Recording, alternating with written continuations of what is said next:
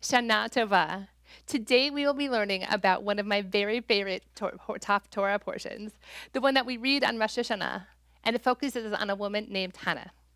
Hannah is a role model for us in so many ways.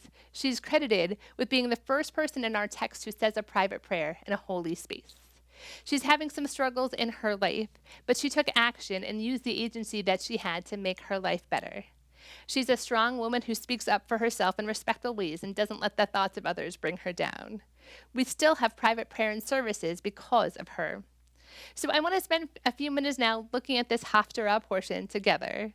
I want to look at this story, especially through the lens of what we can learn from it on today on Rosh Hashanah. When we first meet Hannah, she's being introduced to us as one of Elkanah's wives. He has another wife named Penina. In the first lines, we learn that Penina has sons and daughters, and the text reads that Hannah's womb is closed, and she has no children. And we know that Penina tormented Hannah because she was not able to bear children. We know that Penina would often humiliate Hannah. We also know from the text that Elkanah loved Hannah even though they did not have any children together.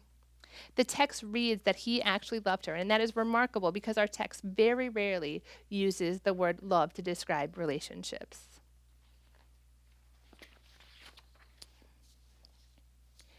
But we know that she is deeply brokenhearted because she cannot have children. The text actually says, and I'll read a bit to you now, Elkanah, her husband, said to her, Hannah, why do you weep? Why do you not eat? Why is your heart so distressed? Am I not better to you than 10 sons? And there's a few different ways to think about this interaction, but if we read it in this way, we know that Elkanah is being supportive of her. And Hannah just keeps crying, and she is so deeply, deeply brokenhearted. It says, again, the text, and I read for you, in her anguish she wept greatly, and she prayed to Adonai. She wept and she bewailed. Again, this is pretty remarkable because our text is normally not one that expresses emotion. It is not one that normally talks about people's inner feelings. But here, we are right there with Hannah. We know her heartbreak. We understand that what she is going through. We know that she is really struggling and weeping and crying. But that is also what is so beautiful about this text, that it allows her to be in this place of sadness. It allows her to have these feelings, and it doesn't judge her for doing so. It just lets her be in that space where she needs to be and helps her get through it. And our text continues, and it shows us that Hannah is looking for a place to pray. And I read again from the text, and Hannah spoke with all of her hearts, and only her lips quivered, and her voice was not heard. So while this was happening, when they were in this holy site, somebody, a priest, a religious leader, thought that she was drunk. The priest Eli says to her, "How long will you make yourselves drunk? Remove yourself and your wine."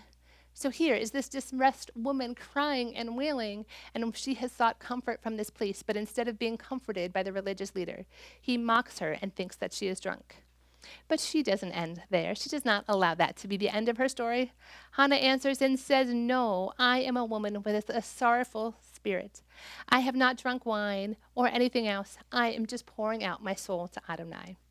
So here she is. She's just pouring out her soul and hoping that she will change her fate.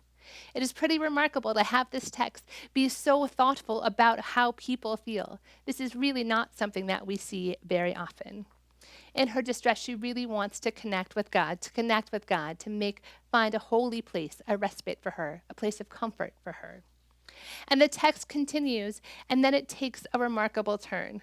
So after she has had this prayer, then the priest realizes his mistake, and he apologizes to her, and he says, "Go in peace, and may the God of Israel give you what you have asked for." And so that happens. So after Hannah is with Elkanah, she conceives a child, and she gets the child that she so longed for. Even his name talks about this longing that she felt. His name is Samuel, which has the meaning, I asked God for him. It is pretty remarkable to see the way this text turns around, and this woman was so distressed, took the agency to pray for what she wanted, but also took the action that she needed to make it happen. And she is rewarded with this beautiful child that she so longed for. So personally, one of the things that I love about this story is it involves the name Samuel, which is my nephew's name. But really, what I love about this name is it is also so significant because it talks about her struggle and it talks about her joy. And there's a few more things in the story that I would like to point out for you today. One of the things that I find most interesting and good Rosh Hashanah messages in it is that it does involve a struggle. And we do not know what struggles are going to be ahead of us. And we know that 2020 had many more struggles than we were anticipating. So we don't know what's going to happen in this year. But hopefully, we too will be able to be like Hannah. Hopefully, we too will be able to find places of comfort. Hopefully, we too will be able to take our actions and help us achieve what we are really hoping to find in the next year. So I would like to leave you with this last prayers of today. So even though Hannah was so deeply distressed, she still finds agency and she still finds a way to change what her life and get what she so desperately wanted for.